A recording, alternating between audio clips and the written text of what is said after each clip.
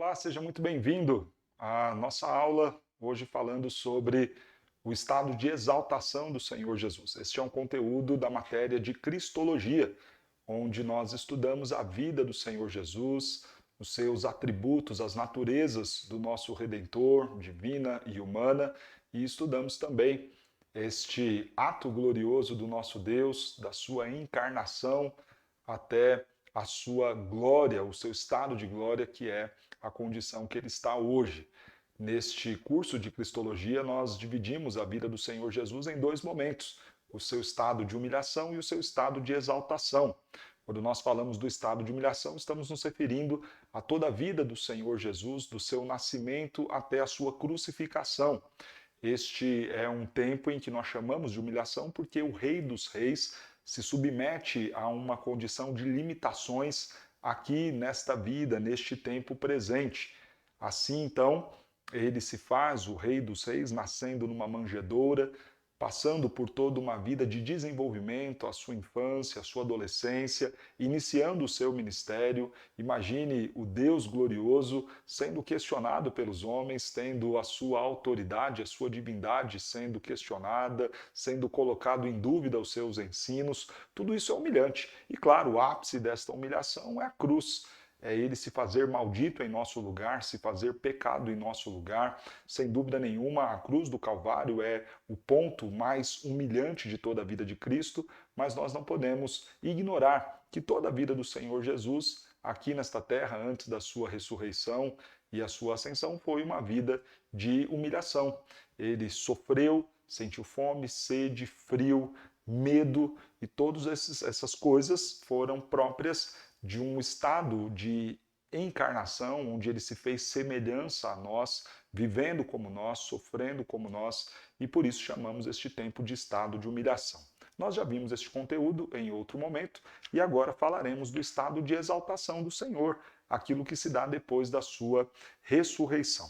É importante nós falarmos que esta condição de exaltação do Redentor foi algo também previsto lá no Antigo Testamento. Quando nós falamos da vida do Messias, da vida do Redentor, há uma anunciação de Cristo desde o Antigo Testamento até propriamente dito a sua obra, a sua vida e também a sua ressurreição, a sua ascensão. Veja o que nos diz, por exemplo, o texto lá de Isaías capítulo 49, versos 4 a 5. Eu mesmo disse: de balde tenho trabalhado, inútil e vãmente gastei as minhas forças. Todavia, o meu direito está perante o Senhor, e a minha recompensa perante o meu Deus. Mas agora diz o Senhor, que me formou desde o ventre para ser o seu servo, para que torne a trazer Jacó e para reunir a Israel a ele, porque eu sou glorificado perante o Senhor, e o meu Deus é a minha força. Veja que neste texto está muito claro se referindo à figura do Senhor Jesus. Foi ele quem tornou a trazer Jacó para junto do nosso Deus, foi ele quem voltou a reunir Israel para o Senhor, e diz o texto que o Senhor, o direito do Senhor, a recompensa do Senhor estava toda em Deus. A confiança dele de ser um servo fiel e ao mesmo tempo a certeza de que ele seria recompensado estava no Senhor. Há então aqui já um anúncio em Isaías 49, versos 4 e 5, de que o Senhor teria sua recompensa. Veja também o verso de número 7 de Isaías 49. Assim diz o Senhor, o Redentor e Santo de Israel: ao que é desprezado, ao aborrecido das nações, ao servo dos tiranos. Tudo aqui uma menção ao Senhor Jesus e toda a sua vida de humilhação. A este é dito: os reis o verão e os príncipes se levantarão, e eles te adorarão por amor do Senhor, que é fiel, e do Santo de Israel, que te escolheu. Veja que há uma promessa aqui, que todos os reis da terra, todos os grandes da terra, iriam vir ao Senhor, se curvar diante do Santo de Israel, adorar o Senhor por amor ao nosso Deus. E por que que o Senhor recebe essas promessas? Porque ele cumpriu perfeitamente toda a vontade do Pai. Quando nós consideramos aquilo que é dito lá em João capítulo 17, na oração que o Senhor Jesus faz, ele reivindica isso. Ele diz assim nos versos 4 a 8: Eu te glorifiquei na terra, consumando a obra que me confiaste para fazer. E agora glorifica-me, ó Pai, contigo mesmo, com a glória que eu tive junto de ti, antes que houvesse mundo. Manifestei o teu nome aos homens que me deste do mundo. Eram teus, tu me confiaste, e eles têm guardado a tua palavra. Agora eles reconhecem que todas as coisas que me tens dado provêm de ti, porque eu lhes tenho transmitido as palavras que me deste, e eles as receberam, e verdadeiramente conheceram que saí de ti, e creram que tu me enviaste. O Senhor me confiou, eu me manifestei a eles, eu me revelei a eles, eu ensinei os teus caminhos a eles. O Senhor me confiou a vida deles e eles creram que o Senhor de fato me enviou. Agora, por conta de tudo isso, glorifica-me, ó Pai, com a glória que eu tive contigo desde antes da fundação do mundo. Há dignidade na condição do nosso Senhor em ser exaltado. Filipenses capítulo 2, versos 7 a 11 também reforça isso. Antes a si mesmo se esvaziou, assumindo a forma de servo, tornando-se em semelhança de homens e reconhecido em figura humana. A si mesmo se humilhou, tornando-se obediente até a morte e morte de cruz, pelo que também Deus o exaltou sobremaneira e lhe deu o nome que está acima de todo nome, para que ao nome de Jesus se dobre todo o joelho nos céus e na terra e debaixo da terra, e toda língua confesse que Jesus Cristo é o Senhor, para a glória de Deus Pai.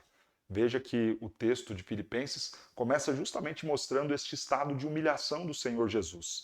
Ele voluntariamente se prontificou, se colocou na condição de humilhação.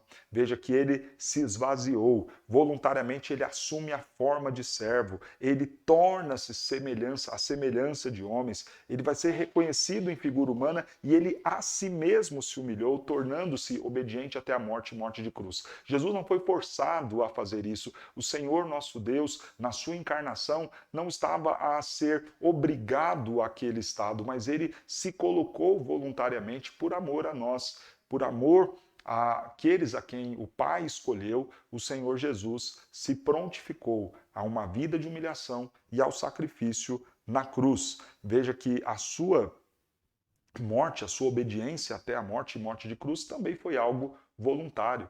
Eu dou a minha vida pelas minhas ovelhas. Ninguém a toma de mim, ninguém tira as ovelhas de mim e ninguém também pode tirar a vida do Salvador. Foi ele que se entregou por nós e o fez voluntariamente. É por isso então que vem o resultado, pelo que também Deus o exaltou sobremaneira, de forma como nunca feita a qualquer outro homem. O Senhor exalta a pessoa do nosso Senhor Jesus Cristo e lhe dá um nome que está acima de todo nome, para que ao nome de Jesus se dobre então todo joelho nos céus, na terra e debaixo da terra, e toda língua que confesse que Jesus Cristo é o Senhor.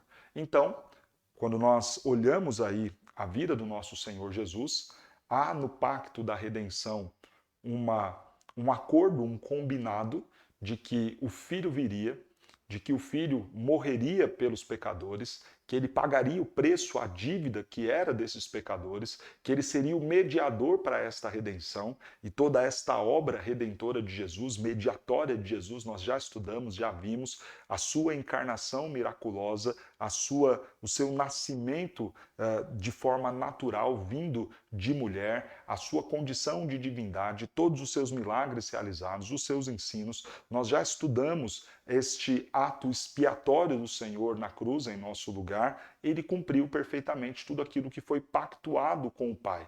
No acordo eterno, então, feito entre Pai e Filho, o Senhor Jesus se comprometeu a vir a este mundo, pagar o preço por nós, morrer em nosso lugar, e ele cumpriu isso com perfeição, com excelência.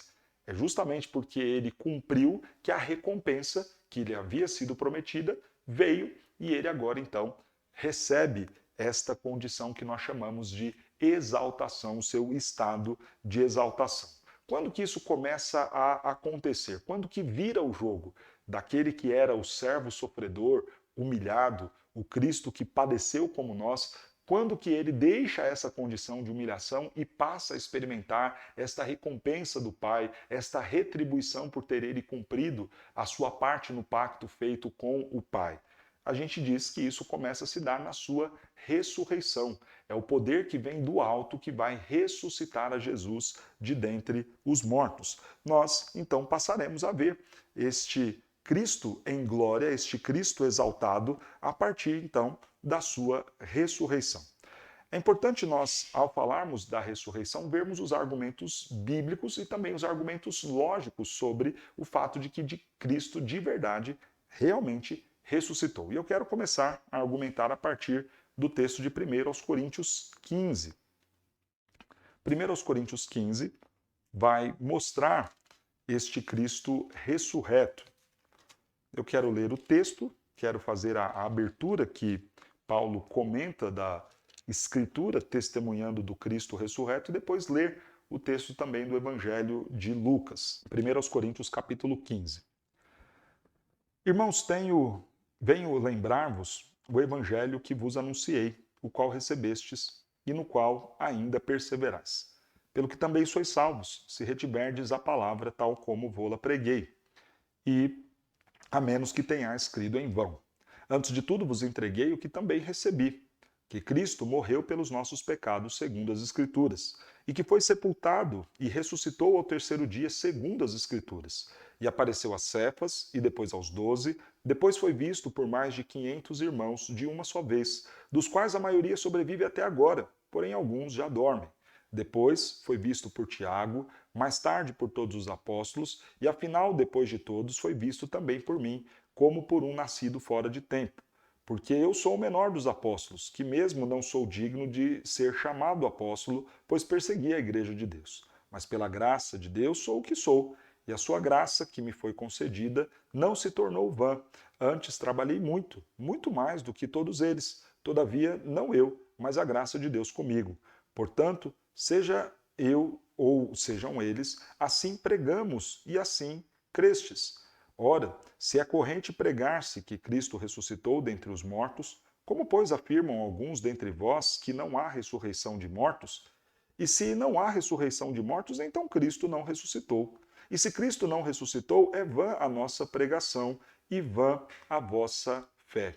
E somos tidos por falsas testemunhas de Deus, porque temos asseverado contra Deus que ele ressuscitou a Cristo, no qual ele não ressuscitou. Isso se é certo que os mortos não ressuscitam.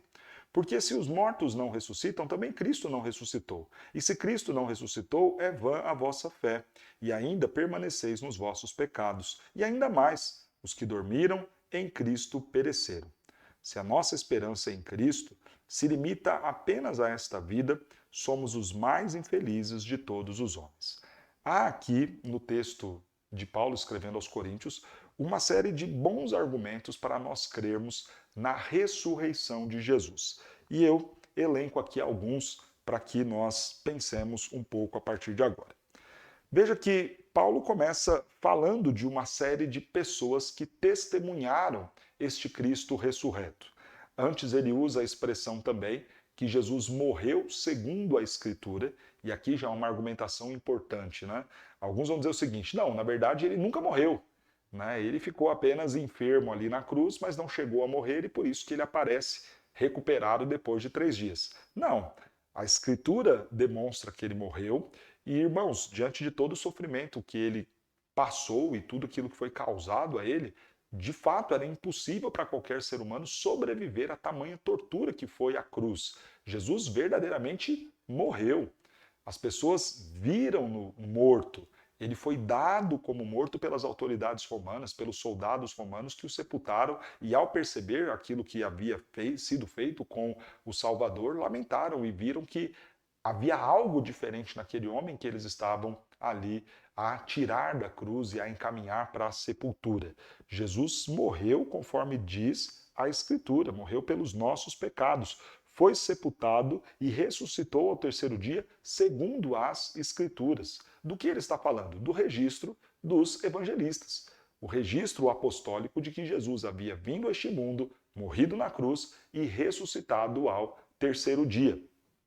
E aí ele passa a dizer que ele apareceu primeiramente a Cefas, depois aos 12, foi visto por mais de 500 irmãos de uma só vez, a maioria destes ainda sobrevive, claro, isso se referindo aos dias do apóstolo Paulo, depois foi visto por Tiago, mais tarde por outros apóstolos, e afinal, depois de tudo, foi visto por mim.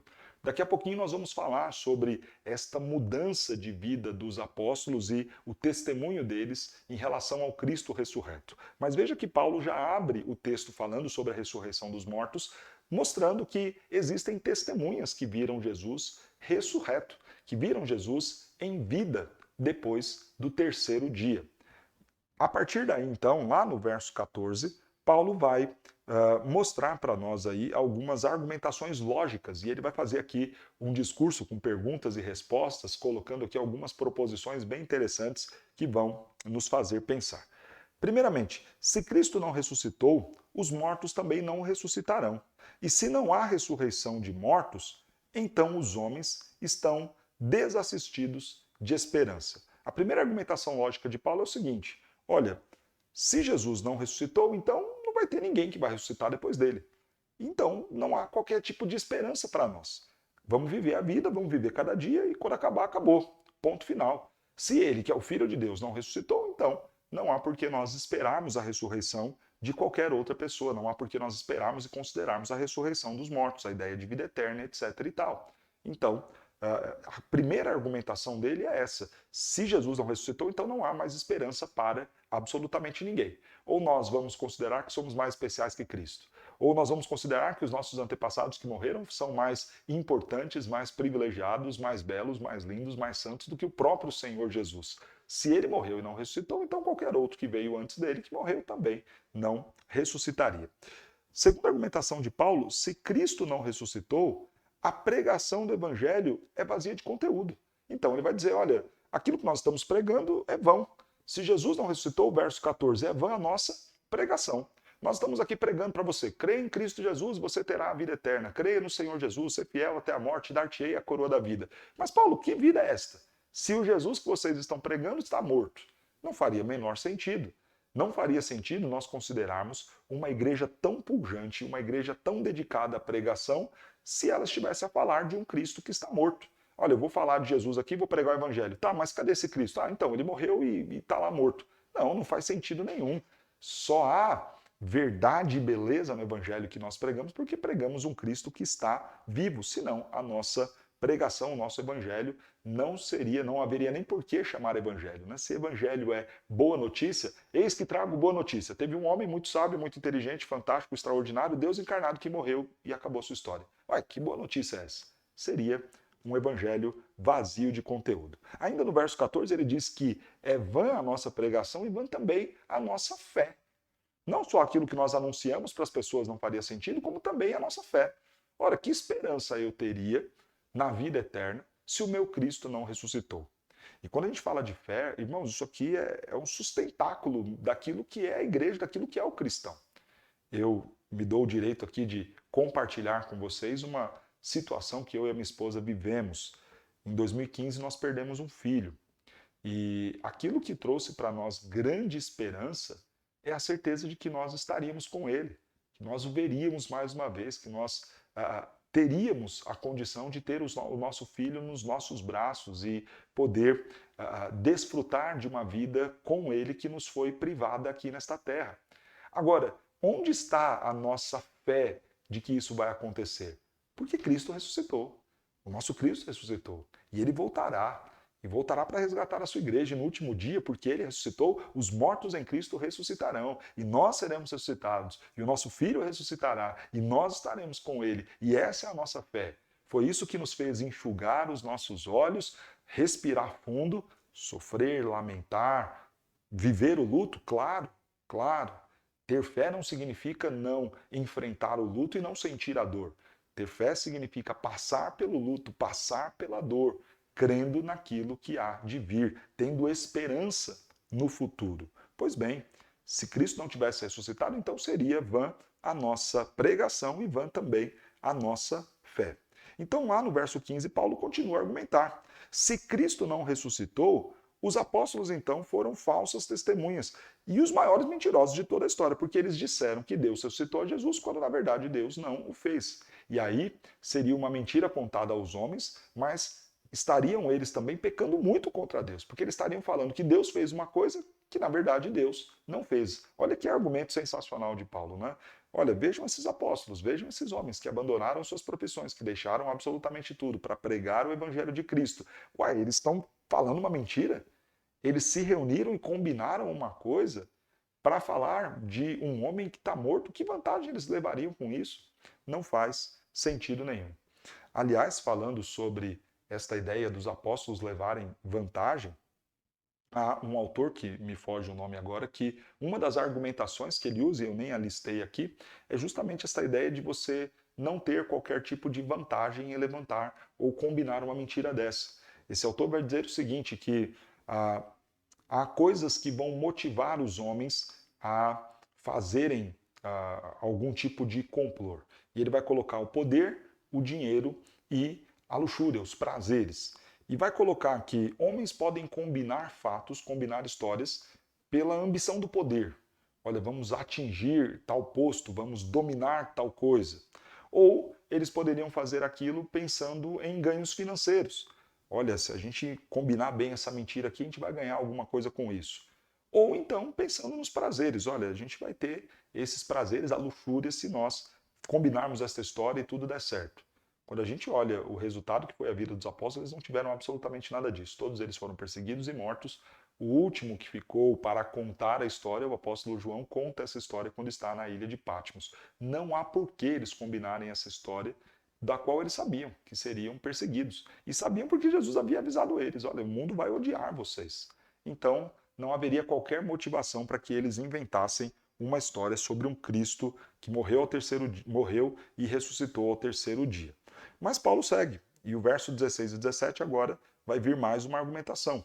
Se Cristo não ressuscitou, então não existe qualquer possibilidade de redenção para o pecador, e então todos estariam condenados por seus pecados.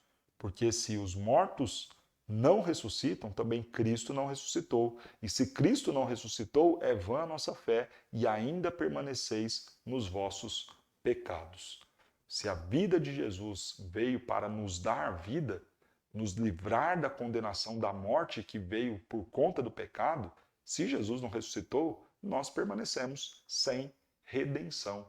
Se ele não venceu a morte, também nós não teríamos tido a capacidade de vencer o pecado, continuaríamos sem redenção, continuaríamos condenados. Veja o verso 18 agora. Se Cristo não ressuscitou, aqueles que morreram em Cristo não têm qualquer tipo de esperança de vida eterna para eles. Eles inevitavelmente pereceram, já não existem mais. É o que diz o verso 18, e ainda mais os que dormiram em Cristo. Então veja que esperança de alegria, de satisfação, de algo bom, de boa nova do Evangelho, é para aqueles que morreram em Cristo. Mas se Jesus não ressuscitou, então estes pereceram. E aí, mais uma vez, como é que eu posso imaginar que o Senhor vai ressuscitar homens pecadores e falhos se ele não fez isso nem sequer pelo seu filho, que era santo e justo? Não faz o menor sentido. Então, é uma boa argumentação do apóstolo Paulo. E ele termina, e esse argumento é, sem dúvida nenhuma, o que eu acho mais belo e me valho muito dele para pregar a palavra de Deus todos os dias. Se Cristo não ressuscitou, então os cristãos são pessoas infelizes, pois toda crença não passou em uma tola ilusão. E aí o verso 19 nos diz: se a nossa esperança em Cristo se limita apenas a esta vida, somos os mais infelizes de todos os homens. Se a esperança do cristão, obviamente, se Cristo não tivesse ressuscitado, se limitar apenas aqui ao tempo presente, a gente vai ser muito infeliz. Porque você pensa num ideal de justiça, não vai se realizar aqui. Você pensa num ideal para relacionamentos entre o povo de Deus, não vai se cumprir aqui.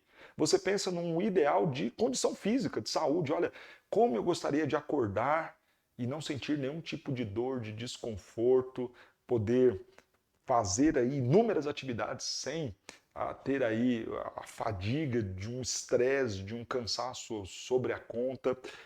Como que nós poderíamos considerar isso se não houver a expectativa da vida futura? nós seremos os mais infelizes de todos os homens. Se a nossa vida se limitar apenas a este tempo presente, seremos infelizes. Os relacionamentos aqui não serão bons. Todas as coisas que nós fazemos aqui estarão sempre devendo para aquilo que nos espera lá. Então, quando a gente imaginar trabalho, relacionamento, saúde, se é só isso daqui que nos resta, então vamos sofrer muito, porque todas as coisas aqui estarão, em alguma medida, afetadas pela queda e não serão perfeitas. Nós analisamos aqui sobre a ressurreição aquilo que Paulo diz em 1 Coríntios capítulo 15. Ele traz a argumentação lógica, mostrando, olha, não faria menor sentido o cristianismo existir, a igreja existir e ser tão incrível e tão dedicada e tão pronta a anunciar o evangelho se este Cristo do qual a igreja prega e fala tivesse morrido. E claro, faz todo sentido. Mas eu quero ler o relato lá do Evangelho de Lucas, capítulo 24, e depois pensar em alguns argumentos aqui também sobre isso. Mas no primeiro dia da semana, alta madrugada, foram elas, as mulheres, ao túmulo, levando os aromas que haviam preparado. E encontraram a pedra removida do sepulcro, mas ao entrarem não acharam o corpo do Senhor Jesus. Aconteceu que, perplexas a esse respeito, apareceram-lhes dois varões com vestes resplandecentes. Estando elas possuídas de temor, baixando os olhos para o chão, eles lhes falaram: Por que buscais entre os mortos ao que vive? Ele não está aqui, mas ressuscitou. Lembrai-vos de como vos preveniu, estando ainda na Galiléia, quando disse: Importa que o Filho do Homem seja entregue nas mãos de pecadores e seja crucificado e ressuscite ao terceiro dia. Então se lembraram das suas palavras e, voltando do túmulo, anunciaram todas estas coisas aos 11 e todos os mais que com eles estavam. Eram Maria Madalena, Joana e Maria, a mãe de Tiago. Também as demais que estavam com elas confirmaram estas coisas aos apóstolos. Tais palavras lhes pareciam como um delírio e não acreditaram nelas. Pedro, porém, levantando-se, correu ao sepulcro e, abaixando-se, nada mais viu senão os lençóis de linho e retirou-se para casa, maravilhado do que havia acontecido. Vamos então aqui para alguns argumentos, mais argumentos aqui, além da lógica colocada por Paulo em 1 Coríntios 15. Primeira argumentação, o túmulo vazio. O túmulo vazio é um grande argumento para o fato de que Jesus ressuscitou. Procurem o corpo de Jesus. Se vocês encontrarem, esta é uma prova evidente de que Jesus morreu e não ressuscitou. O túmulo estava vazio. Ah, pastor, mas se até nos nossos dias as pessoas reviram túmulos e não seria novidade nós irmos atrás do cadáver de alguém e não encontrar, quanto mais naqueles dias. Mas vejamos algumas coisas curiosas aqui. Quando nós lemos o relato de Mateus, logo depois de sepultarem Jesus, oficiais ali judeus vão se achegar, lideranças do sinédrio dos judeus, vão chegar até Pilatos pedindo a ele que colocasse guardas para vigiar o túmulo. E é muito interessante que no relato de Mateus, dá uma olhadinha aí na sua Bíblia, veja Mateus, capítulo de número 27. Evangelho de Mateus, capítulo 27, verso 62. No dia seguinte, que é o dia depois da preparação, reuniram-se os principais sacerdotes e os fariseus, dirigindo-se a Pilatos. Disseram-lhe: Senhor, lembramo-nos de que aquele embusteiro, enquanto vivia, disse: Depois de 3 dias ressuscitarei. Ordena, pois, que o sepulcro seja guardado com segurança até o terceiro dia, para não suceder que, vindo seus discípulos, o roubem e depois digam ao povo: ressuscitou dos mortos. E será então o último embuste pior do que o primeiro. Disse-lhes Pilatos: Aí tendes uma escolta. Ide e guardai o sepulcro, como bem vos parecer. Indo eles, montaram guarda ao sepulcro, selando a pedra e deixando ali a escolta. Olha que curioso, então. O túmulo está vazio. Ah, pastor, então foram lá, abriram o túmulo e tiraram o corpo de Jesus. Veja, não é tão simples assim. Quem pediu para colocar guarda no túmulo de Jesus não foram os discípulos de Jesus. Olha, nós amamos muito Jesus e depois de tanta crueldade que fizeram com ele, é melhor vocês colocarem guardas para que também não ataquem e causem qualquer tipo de façam qualquer tipo de maldade, escândalo com o corpo do nosso Cristo, coloquem guardas lá. Não, não foram os discípulos de Jesus que foram pedir isso. Foram as lideranças, os principais dos sacerdotes e dos fariseus que foram pedir isso a Pilatos. Mas em alguns momentos de alguns intérpretes, eles vão dizer que esta guarda que vai vigiar o túmulo não seria uma guarda, uma escolta romana, porque Pilatos escreve assim, né, o texto registra assim no verso 65, aí tendes uma escolta aí de guardai o sepulcro como bem vos parecer. Alguns vão dizer o seguinte, olha, na verdade esse aí tem uma escolta, estava se referindo como se, ironicamente, Pilatos estivesse olhando para aqueles homens e falando, olha, tá aí, ó, vocês são uma escolta, vocês são homens, vão lá e vigiem o túmulo de vocês. Estou dando essa autorização para vocês. No entanto, quando nós vamos no texto original, a palavra escolta ali, que referida por Pilatos, é a palavra custódia em latim, que era o nome próprio dado à escolta romana, e não a um grupo de soldados do templo ou tampouco se referindo a homens qualquer. Então, Pilatos estava se referindo, de fato, a aqueles que iriam colocar em custódia algo ou alguém, a escolta romana, a oficial romana. Nós estamos falando, no mínimo, aí de 10 soldados romanos treinados para, sob ordem do imperador, cuidar, ou, perdão, sob ordem de Pôncio Pilatos, um representante do império, cuidar de alguma coisa, em especial aqui do túmulo de Jesus. E vejam que não havia qualquer motivação por parte dos principais entre os judeus de roubarem o corpo. E até mesmo também, se houvesse o interesse deles de fazer qualquer coisa desse tipo, quando os discípulos começaram a dizer que ele havia ressuscitado, eles teriam apresentado: olha, tudo bem, o túmulo está vazio, mas o corpo está aqui, fomos nós que roubamos. E obviamente não faz sentido nenhum, porque o corpo do Senhor nunca apareceu. Obviamente, Jesus ressuscitou. Ah, pastor, então vamos considerar que o corpo foi roubado não por judeus, querendo fazer algum tipo de sarrismo ou algum tipo de zombaria com o corpo de Jesus. Vamos considerar que foram os próprios discípulos de Jesus que foram lá e roubaram o túmulo do Senhor, roubaram o corpo do Senhor. Não faz sentido. Veja que o túmulo de Jesus foi cedido por um amigo. Não tem por que nós imaginarmos que eles tirariam o túmulo, tirariam o corpo de Jesus para levar para um outro lugar. Por que fazer isto?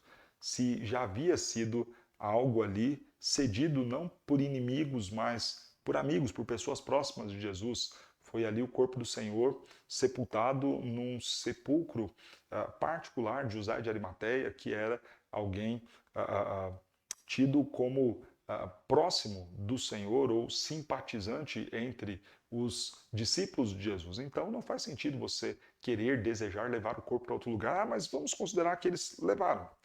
Para que eles fizessem isso, nós estamos falando de pescadores que teriam que enfrentar uma escolta romana de pelo menos 10 soldados. O líder desses discípulos, obviamente depois de Jesus, era Pedro, estava horas atrás negando Jesus. Como é que ele agora iria organizar os discípulos para que esses homens, de forma muito hábil e de forma muito estratégica, porque estamos falando de soldados romanos, você não vai poder chegar lá e falar: ei, boa noite, a gente veio levar um túmulo aqui, deixa a gente passar. Óbvio que isso não daria certo. Como que ele iria conseguir mobilizar e bolar uma estratégia para tirar aqueles soldados dali, tirar a pedra, que era uma pedra grande, uma pedra que estava selada, ou seja, havia implicações se você fizesse isso, inclusive havia uma lei dizendo que se um corpo fosse roubado, vilipendiado, então haveria a morte daqueles que roubaram o corpo, que atentaram contra um cadáver. Então tudo isso está envolvendo. E como que esses homens desmotivados fariam aquilo? Não faz muito sentido ter essa esperança. É claro que não foram também os discípulos de Jesus que roubaram o corpo. Eles não teriam condições de enfrentar os soldados romanos de uma escolta romana, nem tampouco estariam motivados a fazer isso. Ah, vamos considerar que eles subornaram. Veja o que eu acabei de dizer. O túmulo estava selado, selado pelo oficial romano. Aquele túmulo estava também sob uma ordem de vigilância do próprio Pôncio Pilatos. Para aqueles discípulos subornarem, Aqueles soldados que são treinados para aquilo, eles sabiam quais eram os riscos que estavam sobre eles de aceitar esse tipo de suborno. A coisa seria muito ruim para eles. E mais uma vez, esses homens não estavam motivados, os discípulos de Jesus, dada a morte de Jesus, não estavam motivados para acompanhar a crucificação, abandonar o Senhor Jesus. Pedro negou Jesus, não estavam motivados para enfrentar os soldados e também não estariam motivados para juntar qualquer tipo de valor para ir lá subornar os guardas que estavam ali colocados para proteger o túmulo de Jesus. Sobre o túmulo vazio, e sobre esse texto de Lucas que nós lemos, é interessante ver o registro de que mulheres foram visitar o túmulo e que são as mulheres que saem anunciando. Por que este é um argumento favorável, ou citar as mulheres aqui é muito favorável para a crença de que de fato Jesus ressuscitou? Se nós imaginarmos que esta fosse uma mentira combinada entre os discípulos para criar uma história em que todos acreditariam, tendo em vista que os 4 evangelhos citam as mulheres, e evangelhos esses tendo sido escritos em tempos diferentes, mas se nós fôssemos pensar em uma mentira bem contada ou um plano para enganar pessoas, não seria o registro de mulheres que eles colocariam no texto. Colocariam que homens, talvez oficiais, talvez pessoas aqui com maior prestígio na sociedade para dar o testemunho de que ele havia ressuscitado. Mas não, foi o acontecimento com mulheres e eles registraram que de fato foi. Ah, mas vão dizer que é mentira, porque quem é que vai dar crédito à voz de uma mulher? Não importa, a gente está registrando a verdade. Nós não estamos combinando uma história, nós não estamos criando um relato de ficção científica para poder ganhar ouvintes ou ganhar a confiança do público. Nós estamos relatando o que de fato aconteceu. O que aconteceu foi que aquelas mulheres foram ao túmulo e ele apareceu vivo diante delas. Este é o relato do que aconteceu, este é o fato. Ah, mas não vão acreditar, não tem problema, nós estamos registrando o que de fato foi. O nosso Senhor Jesus Cristo está vivo. Outra argumentação muito interessante sobre a ressurreição de Jesus é a mudança de postura dos discípulos. Vejam, esses homens estavam amedrontados. O que poderia fazê-los enfrentar as autoridades romanas? Quando a gente lê o texto lá de Atos, capítulo, Romanas não, perdão, as autoridades dos judeus, né? Quando a gente vê o capítulo 4 de Atos, aquele Pedro que havia negado o Senhor Jesus, agora com toda a autoridade vira e fala, não, importa antes obedecer ao Senhor do que a vocês. Pedro, mas parem de pregar, se vocês não continuarem pregando, vocês vão morrer. Nos importa antes obedecer a Cristo. Veja, não só a mudança de Pedro, que negou Jesus, a mudança de Tiago, irmão de Jesus, que não cria que ele era o Messias, passa a crer e escreve depois a sua carta, é um líder, um grande líder da igreja, a disposição de todos os outros discípulos que saíram mundo afora pregando a palavra. Por que eles pregavam? Porque eles tinham certeza que Jesus estava vivo. Ninguém iria abandonar suas vidas para sair pregando de um homem que está morto. Se você pensar ali em Pentecostes, que acontece 50 dias depois da morte de Jesus, consequentemente, um período de tempo muito similar depois da sua ressurreição, 47 dias depois da sua ressurreição, nós estamos falando então que aquelas pessoas sabiam que Jesus estava vivo em Pentecostes.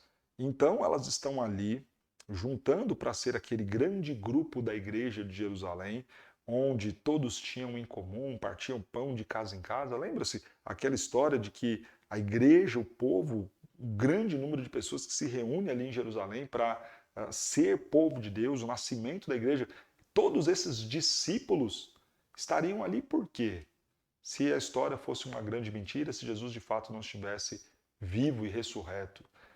Ele ressuscitou e é por isso que as pessoas creram tanto naquilo que foi dito pelos apóstolos, como também demonstraram este crer com uma mudança radical de vida. Veja a mudança de Paulo.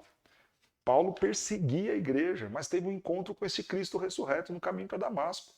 Antes um perseguidor da igreja, agora este, conforme nós lemos até lá no texto de Coríntios, eu que nem merecia ser chamado de apóstolo porque perseguia a igreja de Cristo, agora tive a graça de também vê-lo e testemunhar que ele ressuscitou. Irmãos, um outro argumento ainda, a fé dos mártires. Quantos foram os cristãos que morreram? Não só os apóstolos, mas outros crentes que morreram também por conta do nome de Jesus. e ninguém faria isso se ele de fato não tivesse ressuscitado. Ainda um último argumento sobre o nosso Senhor Jesus ressurreto está no relato histórico de outros personagens que não tem nada a ver com o cristianismo. Flávio Josefo, por exemplo, no ano 93, e Tácito também, que escreve ainda no primeiro século, vão dar registros. E Josefo vai dizer de forma curiosa, olha, ele morreu e depois de 3 dias apareceu vivo de alguma forma, como não se sabe explicar.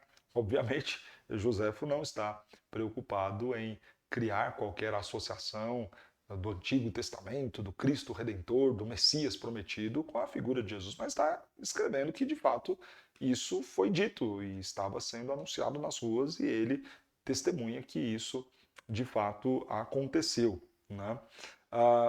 Mas como era esse Cristo ressurreto? Se nós estamos falando desse estado de exaltação que começa na ressurreição de Cristo, como era este nosso Senhor? Eu quero, antes de começar a falar do Cristo ressurreto, fazer uma consideração muito importante. Nós devemos ter muito cuidado para falar sobre a humanidade de Jesus em seu estado atual, seu estado de exaltação. Isso porque há pouco que nos foi deixado e revelado na Escritura sobre isso, né, sobre esta condição. Então nós vamos ver aquilo que a Bíblia nos diz. Eu quero mostrar nos Evangelhos como Jesus apareceu ressurreto e depois mostrar em Apocalipse, que é um texto onde Cristo, o Cristo vivo, é apresentado com inúmeras faces à igreja que estava e precisava ser consolada. E então veremos aí aquilo que a Bíblia nos diz do Cristo ressurreto, da sua condição física depois da ressurreição. João capítulo 20, verso 14. A gente vai ver os textos aqui, mesmo no ambiente online, a gente vai abrir a Bíblia, ler a Bíblia. Claro que isso toma alguns segundos nossos aqui, mas o faremos e você abre aí também, de onde você estiver nos acompanhando. Diz assim o texto: Tendo dito isto, voltou-se para trás e viu Jesus em pé, mas não reconheceu que era Jesus. Jesus então vai aparecer ali com a Maria Madalena. Ele está em pé. No primeiro momento ela não o reconhece, mas depois, obviamente, vai vê-lo como homem, né? Embora a sua aparência estivesse diferente, ele ainda continua em condição humana. A sua aparência é humana, mas em algum aspecto é ainda distinta da anterior. Ainda que pequena essa diferença, ela não é igual à anterior. Nós já falamos disso em sala de aula, que se nós pensarmos quem nós somos hoje e tirarmos apenas, e o apenas aqui é uma figura de linguagem, né? Ou talvez um jeito de falar, né? Se nós tirarmos apenas o que é efeito do pecado em nós, já vai ter uma grande diferença na nossa imagem, né? E claro que vai. Vejam quantas são as rugas, as manchas na pele que nós temos, que obviamente não estavam no plano original do Senhor, mas que são advindas de um mundo caído, da maldição do pecado que está sobre nós. As células mortas, os poros fechados, a pele cansada, isso são efeitos da maldição do pecado sobre o nosso corpo.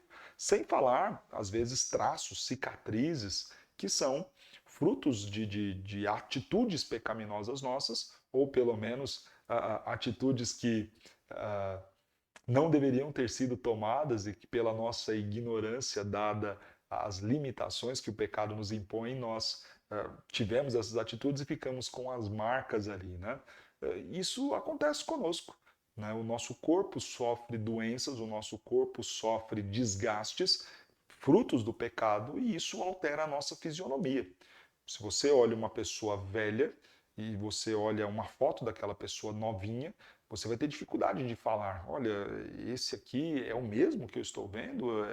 Reconhecer essa pessoa é difícil, porque, obviamente, as marcas da velhice, que é decorrente do mundo caído em que nós vivemos, do estado da queda, elas estão ali presentes na aparência da pessoa. Jesus, obviamente, não pecou, então não havia ali qualquer marca causada por um pecado dele, porque ele se envolveu numa briga e antes ganhou algumas cicatrizes por conta dessas brigas que ele se envolveu. Não, não é isso. Não é porque ele pecou que ele vai ter ali marcas do pecado no seu corpo. mas ele está num mundo caído, ele está num mundo afetado pela queda. Ele sofreu o processo de envelhecimento, que agora foi tirada esta maldição por conta da ressurreição de um corpo em glória. E isto, ainda que causando uma pequena diferença, já é algo para justificar o fato de alguns não terem o reconhecido de imediato ali logo de cara. Isso acontece com todo mundo se nós fizermos alguns pequenos ajustes e reparos da condição caída em nós. Né? Faz um botox aí, muda um pouco aqui, um pouco acolá, estica aquilo que o tempo cansado da desgraça do pecado causou, e você já vai ver que algumas pessoas vão olhar para você, é fulano mesmo, e aí você consegue entender essas pequenas diferenças na aparência do Cristo ressurreto. Ele fala, ele anda, ele come, é um ser completamente relacional. Vamos voltar lá no texto de Lucas 24 para dar uma olhadinha na relação de Jesus com os seus discípulos. Verso 36 em diante. Falavam ainda estas coisas quando Jesus apareceu no meio deles e lhes disse: paz seja convosco. Então Jesus aparece no meio deles, vai ser visto por eles, vai falar com eles. Eles, porém, surpresos, atemorizados, acreditavam estarem vendo um espírito. Mas ele lhes disse: por que estáis perturbados? E por que sobem dúvidas no vosso coração? Vede as minhas mãos e os meus pés, que sou eu mesmo.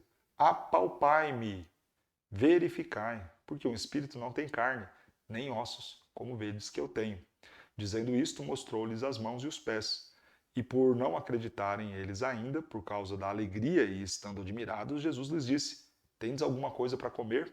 É muito curioso o registro de Lucas, né? Porque Lucas coloca que Jesus pediu alguma coisa para comer, não porque talvez necessariamente ele tivesse fome, mas porque ele queria mostrar, olha, eu vou interagir com a matéria, dá o pão que eu vou comer, eu sou um corpo físico, com dentes, boca, eis aqui, carne e osso, podem apalpar-me. Então, lhes apresentaram um pedaço de peixe assado, um favo de mel, e ele comeu na presença deles. E depois Jesus passou a explicar a escritura para eles. A seguir, Jesus lhes disse: são estas as palavras que eu vos falei, estando ainda convosco, importava se cumprisse tudo o que de mim está escrito na lei de Moisés e nos profetas e nos salmos. Então lhes abriu o entendimento para compreenderem as escrituras. Maravilhoso. Jesus vem, se relaciona, come, ensina, está entre eles. É um corpo glorificado, pequenas diferenças, mas anda, fala, come, se relaciona, é um ser humano como qualquer outro, não como qualquer outro, mas com propriedades próprias da fisicalidade que é dos homens. Mas é um corpo que também rompe com as leis da física. Aquilo que seria muito impossível aos homens, esse corpo de Jesus, de alguma forma, ele tem essas condições. Se pela sua humanidade em glória ou se pela sua divindade, nós não sabemos. E por que eu estou colocando isso? Nós falaremos e leremos alguns textos aqui que Jesus faz coisas extraordinárias. Né? Ele rompe as leis da física, ele aparece subitamente, ele desaparece. Né? Pastor, quando nós tivermos o nosso corpo glorificado, que será a semelhança do de Cristo, nós conseguiremos fazer isso? Não necessariamente, nós não sabemos se ele o faz por sua divindade ou se o faz porque o seu corpo ressurreto em glória lhe permite fazê-lo. Mas vejamos então os textos. João capítulo 20, verso 19 e 26. João 20, 19 e 26 nos diz assim: ao cair da tarde daquele dia, o primeiro da semana, trancadas as portas da casa onde estavam os discípulos, com medo dos judeus, veio Jesus e pôs-se no meio deles e disse-lhes: paz seja convosco. Portas trancadas, casa fechada. O que acontece? Jesus se põe entre eles. Só aproveitando esse texto, veja a situação do medo deles. Vocês acham que esses homens com medo iriam enfrentar soldados romanos para roubar o corpo de Jesus? Claro que não. Esses homens estavam amedrontados, né? E é por isso que nós cremos que o único jeito de Jesus sair daquela tumba era ele ressuscitando, vivo, em glória, e isso reforça aqui aquilo que nós tínhamos dito anteriormente. Lucas 24 vai nos mostrar então Jesus desaparecendo subitamente. Então, se João mostra ele aparecendo do nada no meio de uma casa que estava com portas trancadas, Lucas vai mostrar ele desaparecendo depois ali de ter aquele tempo com os discípulos no caminho de Emaús. Então se lhes abriram os olhos e o reconheceram, mas ele desapareceu da presença deles. Ele rompe as leis da física. próprio da sua divindade ou próprio dessa condição de um corpo glorificado? Nós não sabemos. Eu julgo que muito próximo ou muito próprio da sua divindade e não da humanidade. Ou seja, eu não acredito que nós, num corpo glorificado no novo céu e na nova terra, apareceremos e desapareceremos dos lugares. Creio que isto foi algo exclusivo para o nosso Senhor Jesus.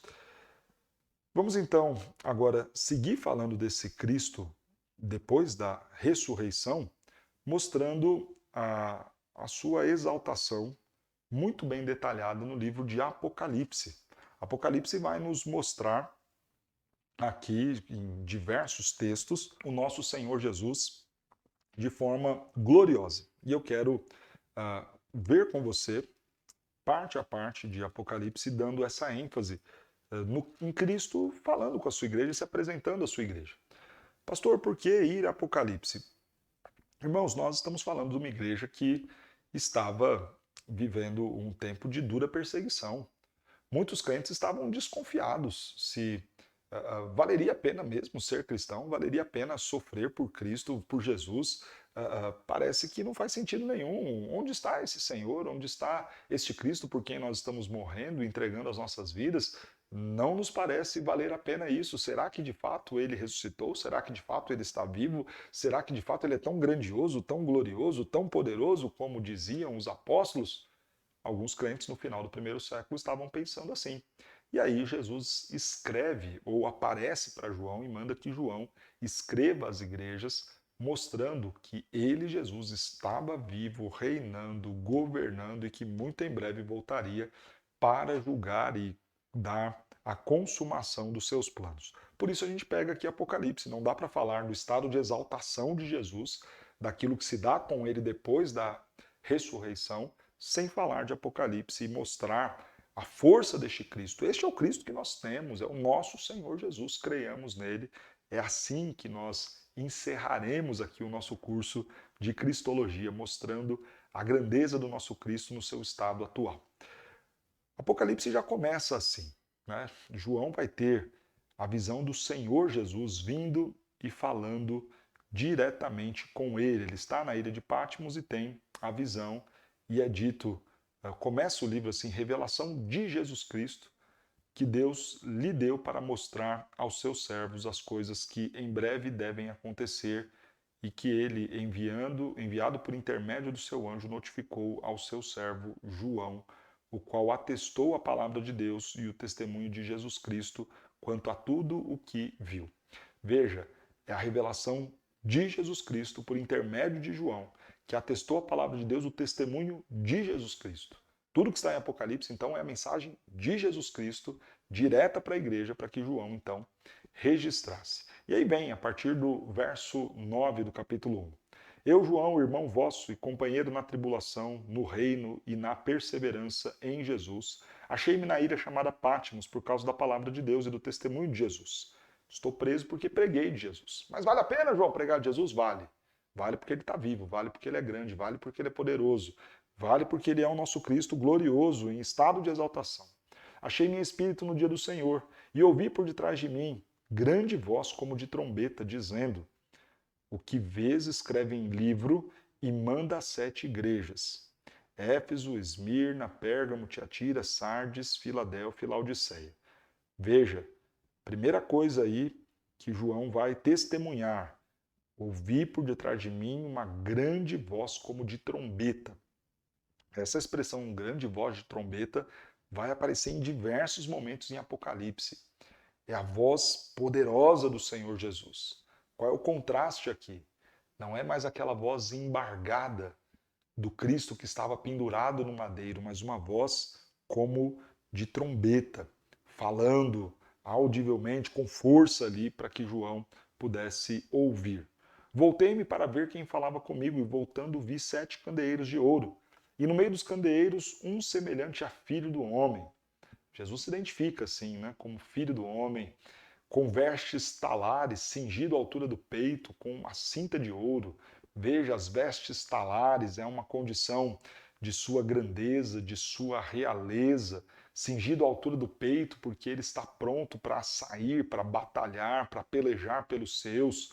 Veja que esta vestimenta nada tem a ver com aquele homem que recebeu um manto como forma de zombarem dele, dizendo: não é você o Cristo dos judeus, e jogam sobre ele um manto como de um rei, sobre as suas feridas, e fincam em sua cabeça uma coroa de espinhos. Agora não, são vestes talares, ele está cingido para a batalha, pronto, com cinta de ouro. A sua cabeça e cabelos eram brancos como alva lã, como neve. Aponta toda a sua sabedoria, como na ideia de um homem de muita idade, com muito saber. Este é o nosso Cristo, alguém que não pode ser zombado pelos homens, mas que deve ser reverenciado pelos homens. Os seus olhos são como chama de fogo, não um olho que chorou e lacrimejou sangue, mas são olhos como chama de fogo, que vêem todas as coisas, e tal qual fogo que consome tudo que está à sua frente, estes olhos são olhos que lançam luz às trevas como o fogo faz e consome todo tipo de impiedade dos homens. É o Cristo Jesus que vem glorioso. Os seus pés são semelhantes a bronze polido para exercer justiça e pisar todos aqueles que se levantam contra ele, contra o seu povo. Como refinado numa fornalha, a voz como de muitas águas. Tinha na mão direita 7 estrelas, e da sua boca saía-lhe uma afiada espada. Nós veremos que as 7 estrelas são aí são os anjos das 7 igrejas, e os 7 candeeiros são as 7 igrejas. Então, ele é aquele que tem o domínio pleno das igrejas em suas mãos. Nada escapa dele, ninguém vai controlar a igreja senão ele. O seu rosto brilhava como o sol. Tinha também uma espada afiada de 2 gumes que saía da sua boca. Veja que a Bíblia ela é comparada com essa ideia da espada, né? Efésios capítulo 6, Paulo vai dizer que nós devemos empunhar a espada, que é a palavra de Deus. Hebreus capítulo 4 vai dizer que a palavra do Senhor é cortante como espada de 2 gumes. Então aqui sai da boca do Senhor a palavra de Deus, que é o meio pelo qual ele vai julgar as nações. Quando vi cair aos seus pés como morto, porém ele pôs sobre mim a mão direita, dizendo: não temas, eu sou o primeiro, eu sou o último, aquele que vive. Estive morto, mas eis que estou vivo pelos séculos dos séculos, e tenho as chaves da morte e do inferno. Escreve, pois, estas coisas que vistes, e as coisas que são e as que hão de acontecer depois destas. Veja, é ele quem morreu e ressuscitou. Primeiro e último, Alfa e Ômega. Ele é Deus. Deus. Aqui a divindade do Senhor é colocada lá em cima, sua humanidade também, ele vem de forma visível, mas de forma gloriosa. É o estado de exaltação do nosso Cristo. Ele carrega as chaves da morte e do inferno. A igreja que estava sofrendo, angustiada, precisava ouvir esta mensagem. Olha, não é Roma que está matando, não é Roma que detém o poder da vida e da morte. Quem tem isso sou eu quem dou a vida, sou eu quem tiro a vida. Saibam que eu estou no controle de todas as coisas. Capítulo 2 e 3 é um texto muito conhecido das cartas às 7 igrejas. E é muito interessante a forma como Jesus vai se apresentar aqui nesses 2 capítulos. Ele vai se apresentar como juiz, como executor, como remunerador. Algumas expressões que a gente destaca aqui das falas de Jesus é a ideia do venho a ti, né? Se vocês não me obedecerem, eu venho até vocês. E se vocês me obedecerem e forem fiéis, ao vencedor eu darei. Uma outra expressão que aparece aqui na carta às 7 igrejas: eu conheço as tuas obras. O Cristo vivo, glorioso, em seu estado de exaltação, nos conhece, conhece a sua igreja, virá não para ofertar redenção, mas virá como juiz, como executor, mas também como remunerador daqueles que creram nele. Vejamos aqui o que ele escreve a Éfeso, né? Nós não leremos o texto, mas eu quero fazer apenas as citações de alguns trechos. Ele fala: conheço as tuas obras, e isso vai se repetir em todas as igrejas, né? Ele conhece a igreja de Éfeso, ele anuncia juízo: se vocês não mudarem, se vocês não voltarem ao primeiro amor, eu vou remover o candeeiro. Mas há uma bênção sendo anunciada: dar-lhe-ei que se alimente da árvore da vida, aqueles que forem fiéis ao vencedor, dar-lhe-ei que se alimente da árvore da vida. A igreja de Esmirna, que não recebeu nenhuma mensagem de juízo, mas recebe uma promessa de bênção: ser fiel até a morte e dar-te-ei a coroa da vida. A igreja de Pérgamo, Mensagem de juízo que eles ouvem. Contra eles eu pelejarei. Aqueles que estavam considerando o pecado como uma coisa banal e dizendo que os homens deveriam experimentar daquilo, das coisas profundas de Satanás, contra eles eu vou pelejar. Agora veja a mensagem de bênção. Ao vencedor dar-lhe-ei o maná escondido e uma pedrinha branca. Será alimentado recebendo das mãos do próprio pastor que cuida e alimenta as suas ovelhas, e receberá uma pedrinha branca que representava como se fosse um ingresso para poder entrar em uma grande festa, e de fato aqueles que forem fiéis até o final receberão do próprio Cristo o direito de entrarem no novo céu e na nova terra. A igreja de Tiatira, que estava tolerando Jezabel, vem o juízo, Jezabel vai ser posta em cama, eis que a ponho prostrada em uma cama. Deus que faz justiça, mas também anuncia a bênção. Darei autoridade sobre as nações, aqueles que forem fiéis, eu lhes darei autoridade sobre as nações, eles reinarão comigo. A igreja de Sardes, mensagem de juízo, virei como ladrão. Então, quando vocês estiverem menos percebendo, virei como ladrão e, tal qual o ladrão, causarei danos aí. Mas mensagem de bênção, confessarei o nome deles diante do Pai, ao vencedor, ao que for fiel, confessarei o nome deles diante do Pai. A igreja de Filadélfia só recebe palavras de bênçãos do Senhor. Ponho diante de ti uma porta aberta.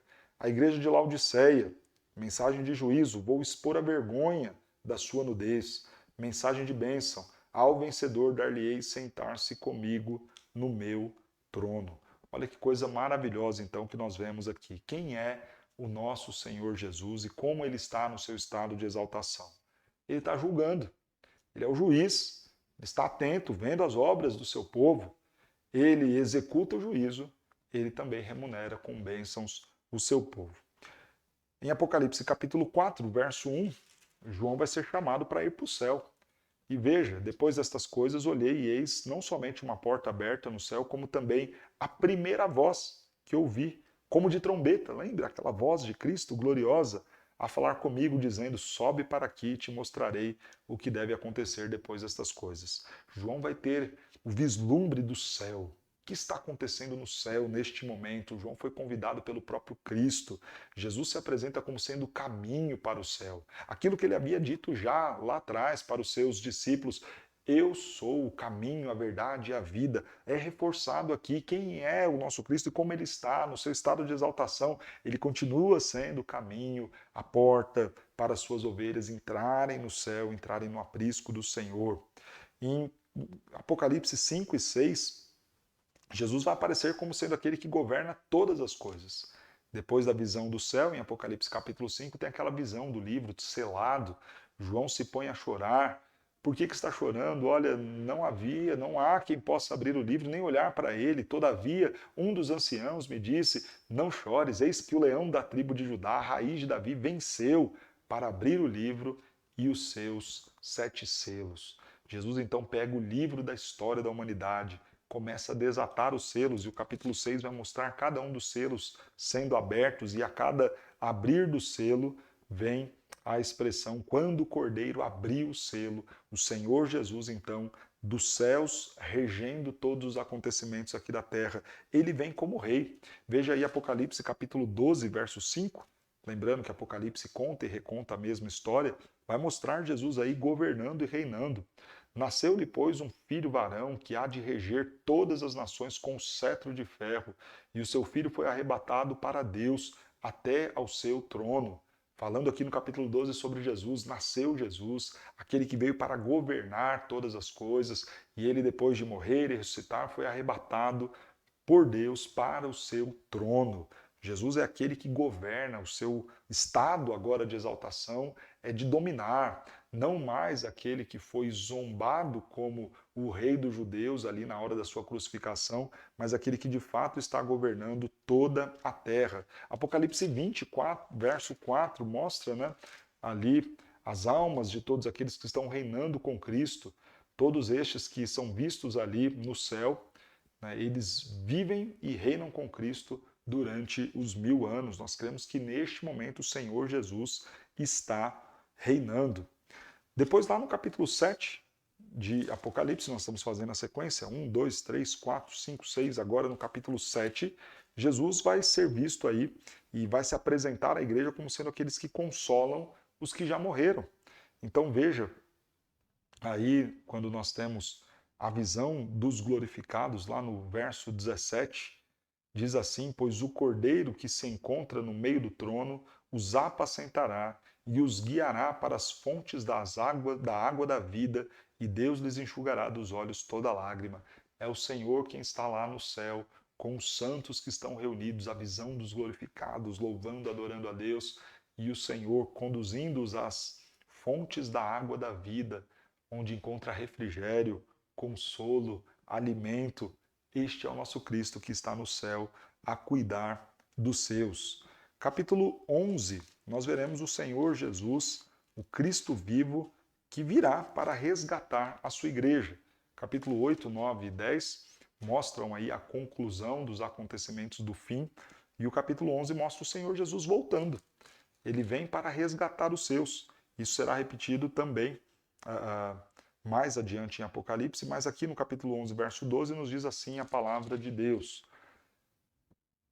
E as duas testemunhas ouviram grande voz vinda do céu, dizendo: Subi para aqui. E subiram ao céu numa nuvem, e os seus inimigos as contemplaram.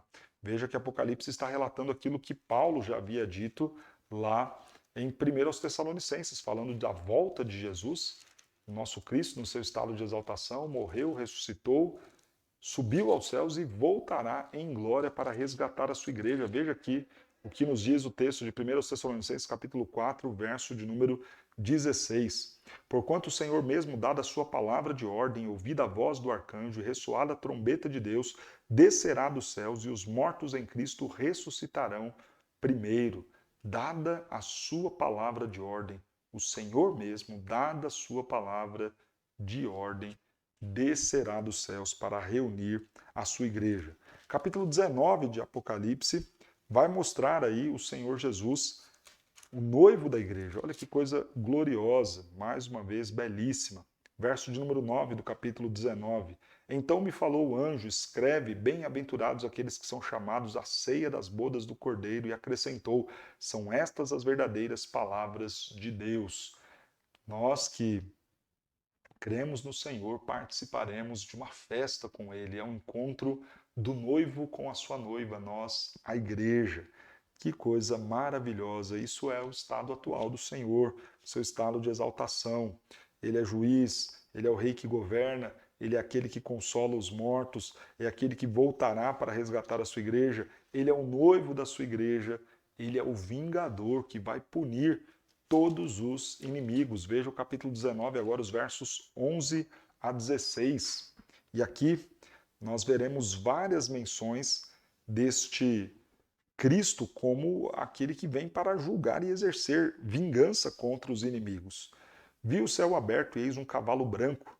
O seu cavaleiro se chama Fiel e Verdadeiro, e julga e peleja com justiça. Já há o tom aqui de quem está aparecendo. Está aparecendo, despontando no céu, Cristo Jesus.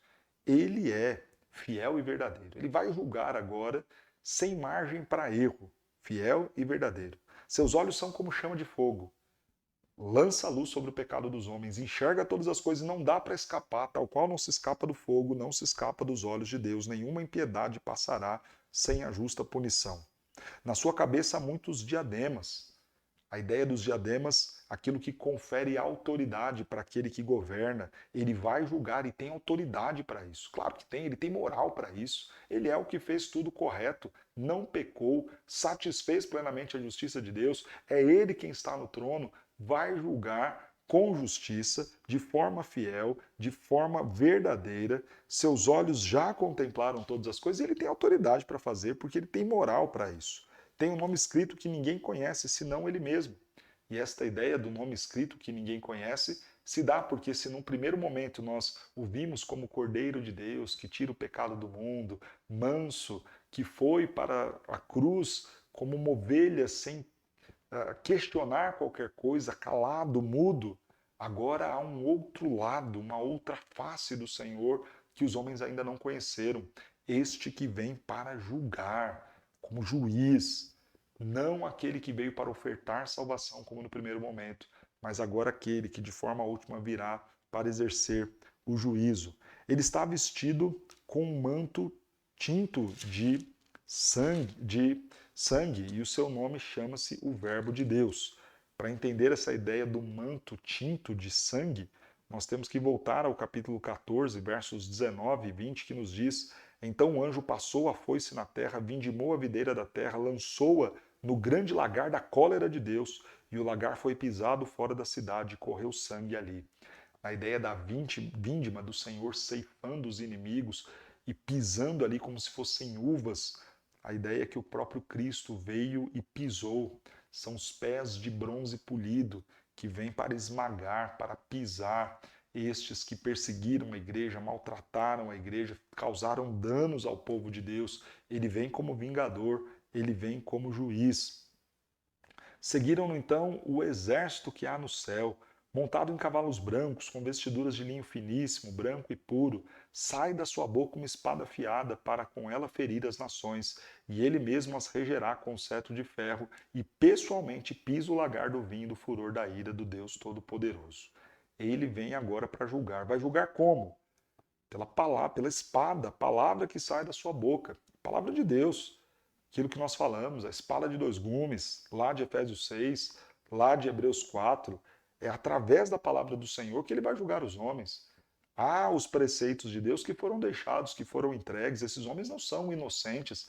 Esses homens não estavam ali sem ter a informação do que eles deveriam ser ou do que eles deveriam fazer. Eles receberam a palavra de Deus. Por isso, agora, na hora de exercer o juízo, sai da palavra do Senhor a sentença, lembrando esses homens de que os preceitos estavam o tempo todo revelados aqui na palavra de Deus.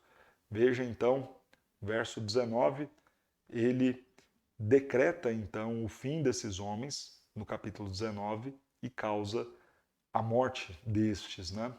E vi a besta, os reis da terra, com os seus exércitos congregados para pelejarem contra aquele que estava montado no cavalo. Reúnem-se então todos os homens, os poderosos, as bestas enviadas por Satanás, eles querem pelejar contra o Senhor Jesus. Mas no estado de exaltação, ele é glorioso, ele é forte, ele é poderoso, ele veio executar a vingança, a justiça, veio punir os inimigos do povo de Deus. A vitória do povo de Deus é certa. Diz o texto: a besta foi aprisionada, com ela o falso profeta, que com sinais feitos diante dela seduziu aqueles que receberam a marca da besta e eram adoradores da sua imagem. Os dois foram lançados vivos dentro do lago de fogo que arde em enxofre. Os restantes foram mortos com a espada que saía da boca daquele que estava montado no cavalo, e todas as aves se fartaram das suas carnes. Veja que nós vemos aqui em Apocalipse Jesus, de forma gloriosa, o seu estado de exaltação, não mais limitado pela realidade de um mundo caído, não mais fragilizado por toda a tortura e sofrimento causado na cruz. Ele vem em glória, ele é rei, ele é juiz, ele é vingador, ele é o que conhece a igreja, ele é o que consola os seus, ele é aquele noivo que preparou tudo para o encontro com sua noiva. Apocalipse 20, diante do grande julgamento das nações, ele é o juiz de toda a terra. E depois, no capítulo 21 e 22, nós vemos de forma muito gloriosa, ele é o Cristo que estará conosco para todo o sempre. Veja, capítulo 21 de Apocalipse, versos 3 a 6, nos diz assim a palavra de Deus.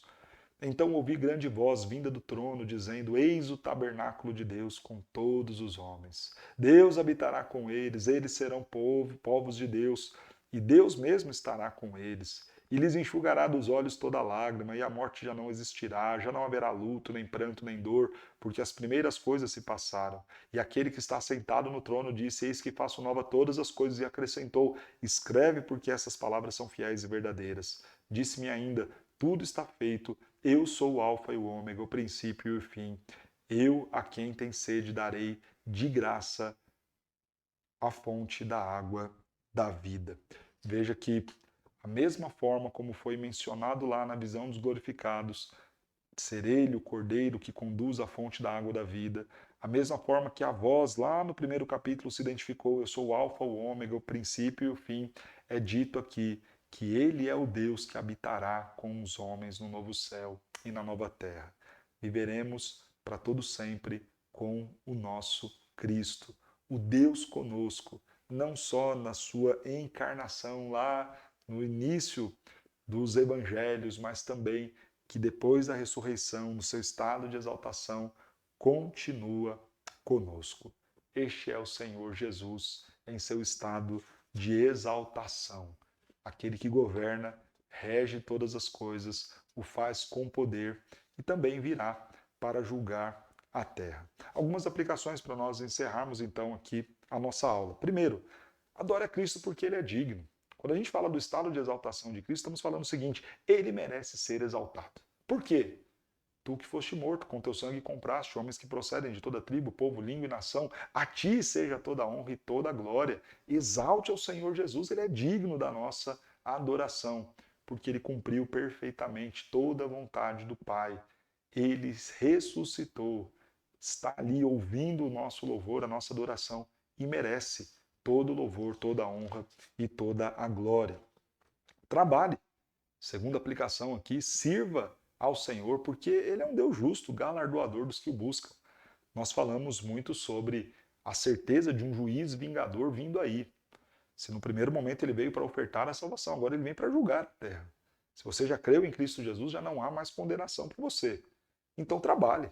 Eu não trabalho para qualquer um, eu trabalho para um Cristo que é vivo, glorioso, que vê aquilo que eu estou fazendo, que ouve as minhas orações, que cuida da sua igreja, que tem a igreja em suas mãos. É o Cristo que está conosco, ele prometeu isso, eis que estou convosco todos os dias, até a consumação dos séculos. Então, diante desta certeza do Cristo exaltado, trabalhemos por ele, sirvamos a ele com esta convicção de que ele vai recompensar os seus. Terceira aplicação, espere com confiança no Senhor. Também nós teremos um corpo em glória. A certeza que Cristo ressuscitou é a certeza que nós ressuscitaremos. Espere, aguarde isso com confiança, com esperança no Senhor, com fé. E por último, anuncie este Cristo. Quando nós falamos do Cristo exaltado, precisamos convidar outros a virem e exaltarem o nosso Senhor Jesus. Que Deus te abençoe grandemente, que você veja a grandeza e a beleza do Cristo em quem nós cremos. Um Cristo que veio a este mundo, padeceu, sofreu, foi crucificado, sim, mas não está lá mais morto, não está numa sepultura, não acabou a sua história. Ele ressuscitou, é em glória, em poder, vive e reina pelos séculos dos séculos. Que este Cristo esteja presente na sua vida. Que Deus te abençoe grandemente.